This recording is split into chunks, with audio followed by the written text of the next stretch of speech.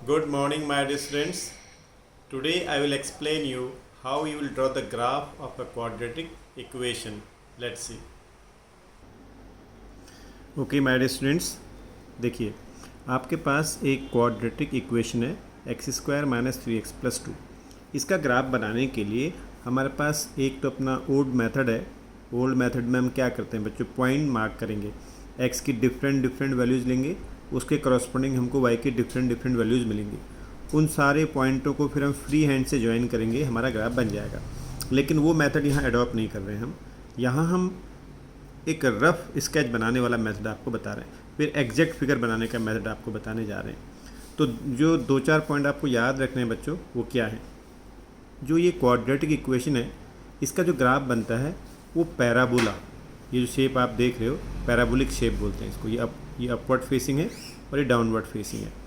तो कब upward facing parabola बनेगा और कब डाउनवर्ड फेसिंग पैराबोला बनेगा वो आप पहले समझिएगा।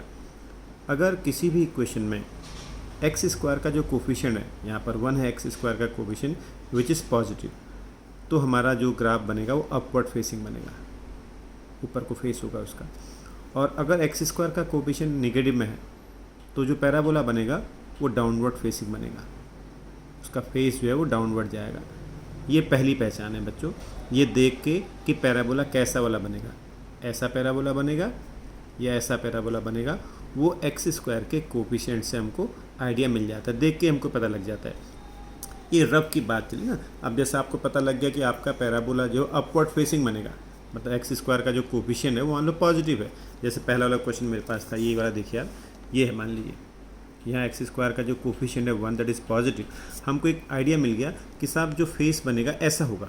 अब वो ऐसा कैसे हो सकता है बच्चों, देखिएगा वो हो सकता है ऐसे जा रहा हो अपवर्ड फेसिंग, यहाँ से जा रहा हो ऐसे करके, हो सकता है ऐसे यहाँ से बन रहा हो अपवर्ड फेसिंग, हो सकता है यहाँ पर से बन रहा हो अपवर्ड फेसिंग ऐसे करके, हो सकता है यहाँ से बन रहा हो अपवर्ड फेसिंग ऐसे करके, हमें नहीं पता, लेकिन इतना पता है कि यहाँ अपवर्ड फेसिंग होगा। फिर एग्जैक्ट के लिए आपको बताएंगे, आगे हम बताने जा रहे हैं। हाँ, इतना कंफर्म हो गया कि वो इन्हीं में से कोई एक होगा। क्या हो सकता है आपके पास ऐसा वाला बन रहा है, ये जैसे ही आप ये देखोगे कि एक्स स्क्वायर का जो कोफिशिएंट है वो पॉजिटिव है, तो एक रफली हमको आइडिया मिल जाता है कि हाँ भी जो पैराबोला बनेगा कैसा बनेगा। तो डिफरेंट शेप मैंने आपको दिखा दिए, वो इन्हीं में से कोई एक शेप लेता हुआ होगा। अब अगर ये वाला होता, मान लीजिए एक्स स्क्वायर का कोफिशिएंट माइनस में है, तो हमको एक आइडिया मिल गया कि हाँ भाई हमारा जो पैराबोला बनेगा वो डाउनवर्ड फेसिंग बनेगा। अब वो डाउनवर्ड फेसिंग कहाँ से बनेगा, कैसे बनेगा, उसको हम डिटेल में आगे बताएंगे। लेकिन हाँ, इतना पता है डाउनवर्ड फेसिंग बनेगा, यानी वो ऐसे करके बन सकता था डाउनवर्ड में, वो ऐसे करके बन सकता है डाउनवर्ड फेसिंग, वो यहाँ से बन सकता है डाउनवर्ड फेसिंग, वो यहाँ से बन सकता है डाउनवर्ड फेसिंग, है ना। तो डिफरेंट केस है। बस हमको तो सिर्फ एक्स स्क्वायर का कोफिशिएंट देख के पता लग जाता है कि पैराबोला कैसा होगा। हो सकता है यहाँ से ऐसे बन रहा हो, इट इज़ ऑल्सो पॉसिबल कि वो ऐसा बन रहा हो, यहाँ से बन रहा हो, वो ऐसे बन रहा हो। बस ये कंफर्म हो गया कि वो डाउनवर्ड फेसिंग होगा। अब जब हम एक्चुअल ग्राफ बनाना आपको बताएंगे, उसमें हम इस पॉइंट का नाम भी आपको बताएंगे बच्चों। ये पॉइंट है, इस पॉइंट को बोलते हैं हम वर्टेक्स ऑफ पैराबोला या turning point. Vertex of parabola यानी ये इसका वर्टेक्स है, पैराबोला का ये वर्टेक्स है, या टर्निंग पॉइंट भी बोलते हैं। यहाँ से ग्राफ टर्न कर जाता है ना, देखो इस पॉइंट से ग्राफ टर्न कर रहा है, देखो ऐसे आया फिर अपवर्ड चला गया, देखिए यहाँ ऐसे था फिर अपवर्ड चला गया। तो ये पॉइंट जो है वर्टेक्स कहलाता है या टर्निंग पॉइंट कहलाता है। This is the vertex, this is the vertex, ये सब आपके वर्टेक्स है। ये वर्टेक्स आपका है, ये वर्टेक्स है, टर्निंग पॉइंट या वर्टेक्स इनको हम बोलते हैं। तो चलिए, आज आपने एक बात इतनी पता कर लिया कि रफली हमको पता लग जाता है कि जो पैराबोला का शेप होगा वो कैसा होगा। ये अब दूसरी बात आपको बता रहे हैं बच्चों, एक्स स्क्वायर के कोफिशिएंट से अपवर्ड फेसिंग और डाउनवर्ड फेसिंग का आपको पता लगा। अब दूसरा की पॉइंट है बच्चों इसका डी, जिसको बोलते हैं डिस्क्रिमिनेंट। किसी भी पैराबोला को जो डी होता है डिस्क्रिमिनेंट, वो बी स्क्वायर माइनस 4ac होता है बच्चों। बाकी इन्फॉर्मेशन हमको इस डी से मिलती है, डिस्क्रिमिनेंट से पता लग जाता है हमको कि वो कौन सा है। एग्जाम्पल के लिए देखिए, अब आपको बताने जा रहे हैं हम। आप देखिए बच्चों, आपके पास ये एक क्वाड्रेटिक इक्वेशन है, a x square plus b x plus c. अब अगर मैंने बोला कि ए जो है वो पॉजिटिव है, पॉजिटिव नंबर क्या होते हैं जो जीरो से बड़े होते हैं। अगर एक्स स्क्वायर का कोफिशिएंट पॉजिटिव है तो ये तो आपने देख लिया कि ग्राफ जो है वो अपवर्ड फेसिंग होगा। तो अपवर्ड फेसिंग आपके पास ये वाले हैं, है ना, और अपवर्ड फेसिंग में आपके पास देखिए ये भी अपवर्ड फेसिंग है, ये भी आपका अपवर्ड फेसिंग है ना, जब ए जो है वो पॉजिटिव होगा। अब हम बात कर रहे हैं बच्चों डी से कनेक्ट कर रहे हैं, एग्जैक्ट फिगर के लिए हम डी की हेल्प लेते हैं। ए से तो ये पता लग गया कि हाँ अपवर्ड फेसिंग पैराबोला होगा। अब हम निकालेंगे बच्चों डी की वैल्यू।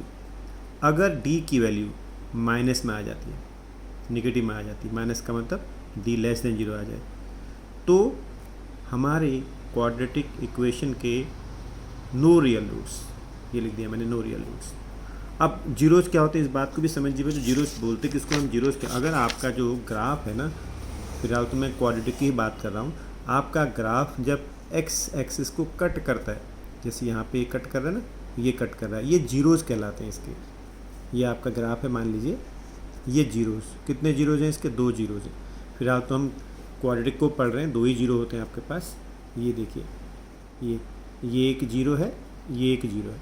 अगर मैं पूछूं भाई इसका जीरो बताओ, तो जीरो है ही नहीं इसका। क्यों? क्योंकि एक्स एक्स को कट ही नहीं कर रहा। अगर ग्राफ एक्स एक्स को कट कर रहा है, जिन पॉइंटों पे एक्स एक्स को कट कर रहा होता है उन्हीं पॉइंटों को हम जीरोज ऑफ क्वाड्रेटिक इक्वेशन बोलते हैं। तो इस वाली क्वाड्रेटिक इक्वेशन का एक जीरो ये है और एक जीरो ये है, इनको हम बोलेंगे डिफरेंट जीरोज, अलग अलग जीरो हैं, क्योंकि एक्स की दो अलग अलग वैल्यू आ रही ना, तो डिफरेंट जीरोज आपके पास हैं। यहाँ पर दो अलग अलग जीरोज हैं, क्योंकि यहाँ से यहाँ तक एक्स की वैल्यू कुछ और है और यहाँ से यहाँ तक एक्स की वैल्यू कुछ और है, तो दो डिफरेंट जीरोज आ रहे हैं। इसमें भी दो डिफरेंट जीरोज आ रहे हैं। मैं पूछूँ साहब ये ग्राफ बना है, देखिए इसके जीरोज बताओ, तो आप बोलोगे नो जीरोज, क्योंकि ये एक्स एक्स को कट ही नहीं कर रहा। तो ये कैसे पता लगता है? मैंने बोला आप डी निकालोगे, सबसे पहले डी की वैल्यू फाइंड कर लोगे। अगर डी की वैल्यू माइनस में आ जाइए तो तुम तुरंत लिख दोगे डी लेस देन जीरो, मतलब आपका ग्राफ एक्स एक्सिस को कट नहीं करेगा। ये अपवर्ड कहीं से, यहाँ से किसी भी पॉइंट से, टर्निंग पॉइंट कहीं भी हो सकता है बच्चों, इस टाइप का हमारा शेप बनेगा। क्योंकि ये आप पहले ही बता चुके हैं ए बिगर देन जीरो हो रहा है, यानी जो एक्स स्क्वायर का कोफिशिएंट है वो पॉजिटिव है, तो अपवर्ड फेसिंग का तो पहले ही पता लग गया था मुझे। अब साथ में मैंने ये पता करना था अपवर्ड फेसिंग तो होगा, अपवर्ड फेसिंग यहाँ से भी हो सकता है, देखिए अपवर्ड फेसिंग तो यहाँ से भी हो रहा है, अपवर्ड फेसिंग तो यहाँ से भी हो रहा है, लेकिन बाकी बात के लिए मैं कहाँ ले जा रहा हूँ, आपको डी पर ले जा रहा हूँ। अगर डी की वैल्यू माइनस में आ जाती है तो आप बोलोगे नो रियल रूट्स। अब एक रियल रूट्स का मतलब भी समझिए बच्चों, रियल रूट्स का क्या मतलब है? रियल रूट्स का मतलब होता है कि जो हमारे पास एक्स की वैल्यू आती है ना, वो कैसे आएंगे? रियल। अब रियल नंबर क्या होता है? अब कई बच्चों के माइंड में ये रहता है कि साहब एक्स बराबर -√3, आप बताओ ये रियल है कि इमेजिनरी है? ये रियल नंबर है बच्चों। सारे नंबर जो आपने पढ़े हैं ना वो सब रियल होते हैं। इनको छोड़ के अगर एक्स की वैल्यू ना अंडर रूट में माइनस में आ जाए, जैसे अंडर रूट -1 आ जाए, अंडर रूट -2 आ जाए, अंडर रूट -1/2 आ जाए ना, ये रियल नहीं है। दीज आर नॉट रियल्स, ये रियल नहीं है, ये इमेजिनरी नंबर्स हैं। 11th क्लास में आप पढ़ोगे। तो हम जितनी भी क्वाड्रेटिक इक्वेशन को सॉल्व करते हैं उसमें एक्स की हमको रियल वैल्यूज मिलती है। रियल वैल्यू है बच्चों, एक्स बराबर -1/√3, ये भी हमारे पास रियल वैल्यू है। लेकिन कोई तुमसे पूछे एक्स बराबर -√5, ये रियल नहीं है, it is not real, it is imaginary value. तो अब डी लेस देन जीरो होने का मतलब है कि एक्स की वैल्यू ना जब सॉल्व करोगे इक्वेशन को तो एक्स की हमारे पास ना ऐसी वैल्यूज़ नहीं आएंगी, एक्स की रियल वैल्यूज़ हमको नहीं मिलेंगी। इसका मतलब उसमें एक्स की ऐसी वैल्यूज़ मिलेंगी हमको, इमेजिनरी वैल्यूज़ मिलेंगी, जो हम 11th क्लास में पढ़ेंगे। तो ये हो गया। तो डी लेस देन जीरो का मतलब हो गया ग्राफ आपका ऐसा बनेगा और आप बोलोगे no real roots are there. अब इसका दूसरा ग्राफ मैंने आपको दिखाया, ये भी एक ग्राफ है, देखिए भाई इसमें फ़र्क कितना है, ए लेस देन जीरो है। अगर एक्स स्क्वायर का जो कोफिशिएंट है वो माइनस में है तो बनेगा तो डाउनवर्ड, बनेगा डाउनवर्ड। अब डी माइनस में आ रहा है, डी की वैल्यू निगेटिव में आ रही है, डी निगेटिव में आते ही हम कह सकते हैं कि नो रियल रूट्स, तो उन्हीं एक्स एक्स को ग्राफ कट नहीं करेगा, डी लेस देन जीरो आ रहा है। लेकिन ए लेस देन जीरो होने की वजह से पैराबोला डाउनवर्ड फेसिंग बनेगा। दूसरी बात करते हैं बच्चों, देखो ये रहा आपके पास, अगर किसी क्वाड्रेटिक इक्वेशन के अंदर डी की वैल्यू जीरो आ जाए, ए तो बिगर देन जीरो है क्योंकि मैंने अपवर्ड फेसिंग बना रखा है बच्चों, यहाँ पर देखिए ए बिगर देन जीरो होने पर अपवर्ड फेसिंग बनेगा। लेकिन अगर डी जीरो आ जाए, अगर डी जीरो आ जाए तो समझ लीजिएगा कि आपके जो जीरोज़ हैं, जो एक्स की वैल्यूज़ आएंगी रियल एंड इक्वल। जो एक्स की दो वैल्यूज आएंगी ना, सेम वैल्यू आएंगी। आगे मैं आपको दिखाऊंगा कि सेम वैल्यू से क्या मीनिंग है हमारा। तो आपको इतना याद रखना है, डी जीरो होने पर ग्राफ ऐसा बनेगा, आपका ग्राफ ऐसा बनेगा या ऐसा बनेगा। एक्स को एक ही जगह कट करेगा या टच करेगा कह लीजिए। इसमें ए लेस देन जीरो है, क्योंकि वह पहले ही आपको पता है कि ए की वैल्यू अगर लेस देन जीरो होगी यानी निगेटिव में होगी तो आपका ग्राफ जो होगा वो डाउनवर्ड फेसिंग बनेगा। और साथ में डी जीरो मैंने और आपको बोल दिया। तो डी जीरो होने पर आपको याद रखना है roots are real and equal. Number 3 case आपके पास देखिए ये है, अपवर्ड फेसिंग मैंने बना रखे ग्राफ। देखिए अपवर्ड फेसिंग बनाने का मतलब ये है कि ए हमारे पास पॉजिटिव होगा, यानी एक्स स्क्वायर का जो कोफिशिएंट है वो पॉजिटिव होगा, और साथ में डी की वैल्यू पॉजिटिव आएगी। कोई पॉजिटिव नंबर आ जाएगा 2, 3, 4, 5 any number which is positive. अब देखिए थर्ड केस आपके पास है, अगर हमारे पास डी की वैल्यू बिगर देन जीरो आ रही है, a bigger than zero means upward facing parabola बना रखा है मैंने ये। अगर डी की वैल्यू पॉजिटिव आ रही है, कोई भी नंबर आ जाए पॉजिटिव नंबर, तो इसका मतलब है कि आपके जो रूट्स आएंगे वो रियल आएंगे एंड अनइक्वल आएंगे। देखो एक रूट्स ये है ना, एक जीरो ये है और दूसरा ये है अनइक्वल, अलग अलग नंबर आ रहे हैं ना एक्स की दो वैल्यू, इसलिए अनइक्वल बोल रहे हैं हम। और ये डाउनवर्ड फेसिंग लिए दिखा रखा है मैंने, ए लेस देन जीरो का तो डाउनवर्ड फेसिंग बनेगा, लेकिन बात डी की चल रही है। अगर डी बिगर देन जीरो है तो इसका मतलब आपके जो रूट्स हैं वो रियल आएंगे और अनइक्वल आएंगे, अलग अलग एक्स की वैल्यू आपको मिलेंगी। अब एक और केस मेरे पास है D bigger than equal to zero.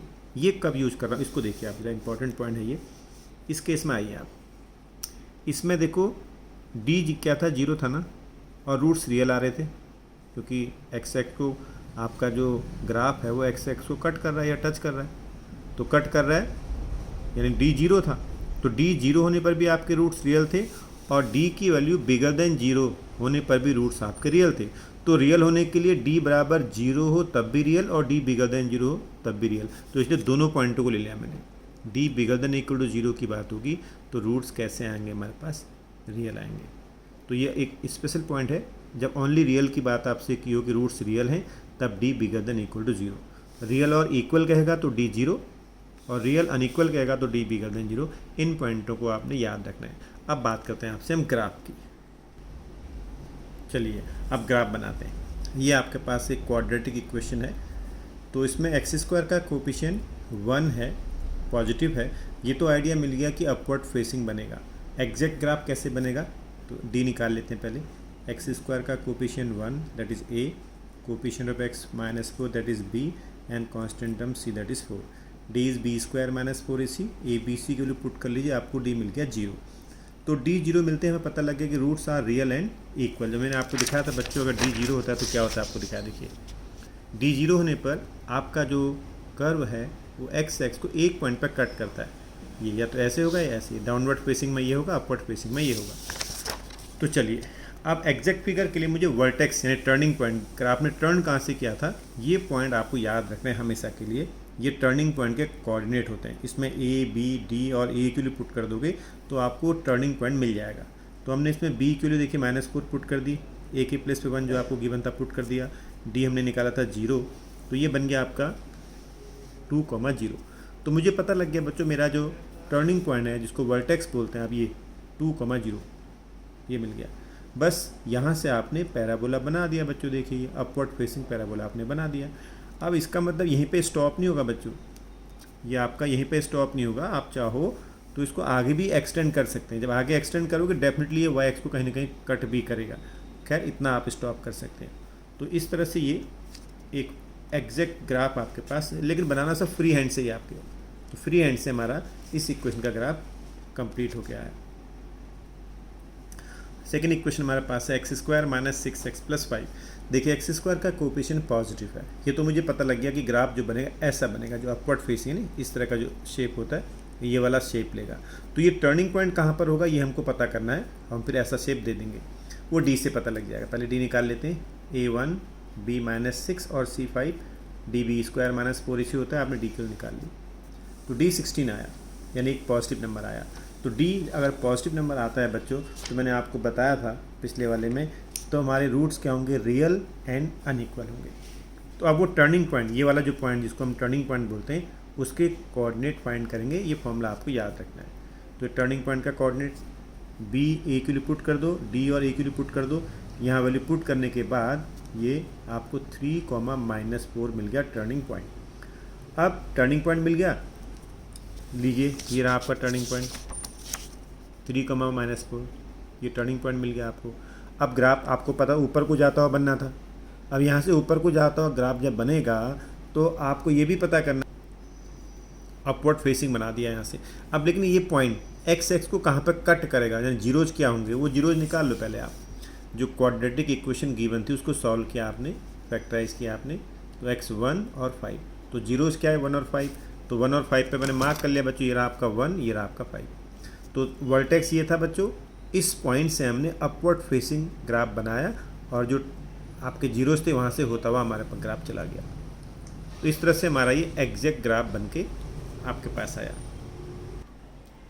Next देखिए, ये रहा आपका क्वाड्रेटिक इक्वेशन। x² का कोएफिशिएंट पॉजिटिव है, ये तो कंफर्म हो गया कि हमारा अपवर्ड फेसिंग इस तरह का पैराबोला बनेगा। तो ये वाला जो वर्टेक्स है ये कहाँ पर है, ये देख के हम बनाएंगे बच्चों। चलिए, x² का coefficient that is a1, coefficient of x -3 that is b and constant term c। d find कर लीजिए, d आपने फाइंड किया -11 आ गया। -11 एक नेगेटिव नंबर है, so we can say it is less than 0। तो no real roots are there. अगर d minus में आ जाता है तो नो रियल रूट्स हम बोलते हैं। तो अब वर्टेक्स फाइंड करते हैं बच्चों। वर्टेक्स पॉइंट यानी टर्निंग पॉइंट जिसको आप बोलते हैं, यानी ये वाला पॉइंट, ये इसको टर्निंग पॉइंट बोलते हैं। तो इस पॉइंट के कोऑर्डिनेट फाइंड करने का फॉर्मूला आपको याद रखना है, -b/2, यानी x वैल्यू ये होती है और y वैल्यू ये होती है। तो a और b के लिए आपको पता है, ऊपर देखिए a और b पता है, यहाँ पुट कर दीजिए। d पता है, यहाँ पुट कर दीजिए। तो यहाँ पुट करने के बाद जब आप सिंप्लीफाई कर रहे हो, माइनस ये रहा, b के लिए -3 थी, a के लिए 1 थी, यहाँ पुट किया। -d हमारे पास -11 था, a हमारे पास 1 था, तो 3/2 और 11/4। 3/2 कितना हो गया 1.5, 11/4 हो गया अप्रॉक्सीमेटली 2.7। तो टर्निंग पॉइंट मुझे पता लग गया बच्चों। तो ये कौन से क्वाड्रेंट का पॉइंट है, फर्स्ट क्वाड्रेंट में है ना। x की वैल्यू 1.5, x अगर मैं 1 ये ले लेता हूँ तो 2 ये है, तो 1.5 यहाँ पर होगा ना, ये 1.5 हो गया x की वैल्यू। y कितना है 2.7, 1 2 यहाँ कहीं होगा मान लो, है ना। ये आपको मिल गया। देखिए तो 1.5, 2.7 वर्टेक्स मेरा ये रहा बच्चों। और अपवर्ड फेसिंग बनाना था, यहाँ से आपने अपवर्ड फेसिंग बना दिया।